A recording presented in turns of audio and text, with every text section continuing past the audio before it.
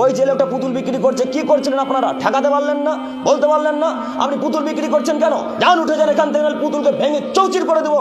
রাসূল সাল্লাল্লাহু আলাইহি সাল্লাম বলেন, আলী লা তাদু তিমসালান ইল্লা তামাসতাহু ওয়ালা কাবরাল মুসলিমান ইল্লা সাওয়াইতাহু।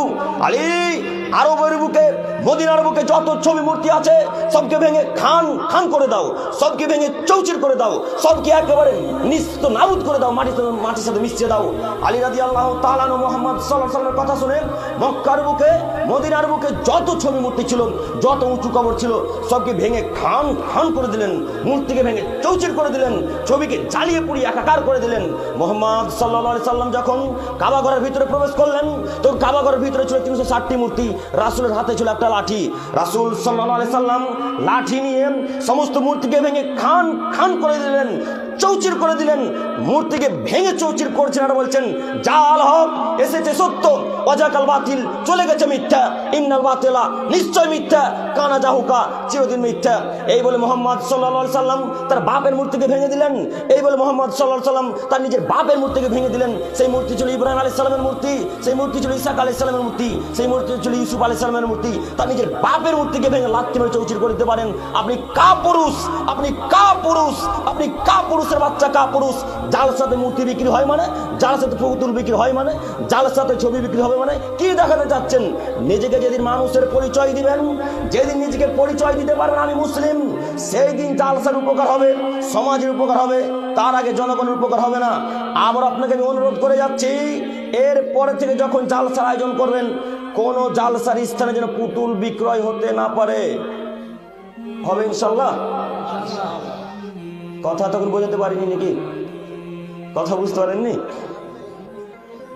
কোন জালসাতে পুতুল বিক্রয় হবে না। পুতুল বিক্রয় করা হারাম, পুতুলের ব্যবসা করা হারাম, পুতুল ক্রয় করা হারাম। আপনি কত বড় বেহায়া, আপনার ছেলে একটা 5 মাসের বাচ্চা, 7 মাসের বাচ্চা, 1.5 বছরের বাচ্চার জন্য পায়খানা করবে যে পাত্রটিতে, সেটাও ঘোরা ছাপা। আব্দুল করিম সবই কথা বলছেন,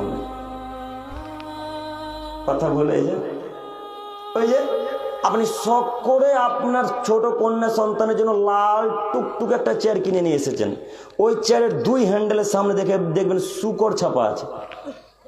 শুকর ছাপা নেই? কথা বলেন না, ভয় লাগছে নাকি?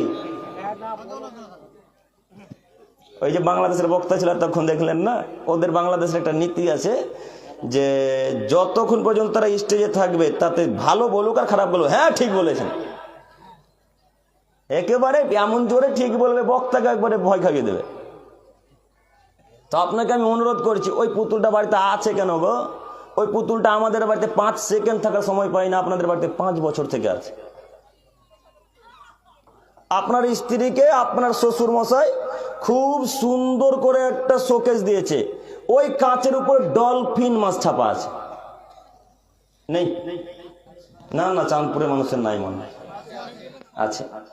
তো এই আয়না তো 5 সেকেন্ড বাড়িতে থাকার ক্ষমতা রাখে না।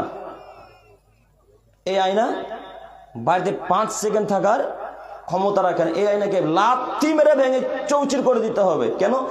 এই জিনিস থাকলে শিরক হবে, এই জিনিস থাকলে শিরক হবে, এই জিনিস থাকলে শিরক হবে। কাজে আমি আপনাকে অনুরোধ করছি, এই নীতিকে ভেঙে চৌচির করে দিতে হবে, আয়নাকে ভেঙে চৌচির করতে হবে।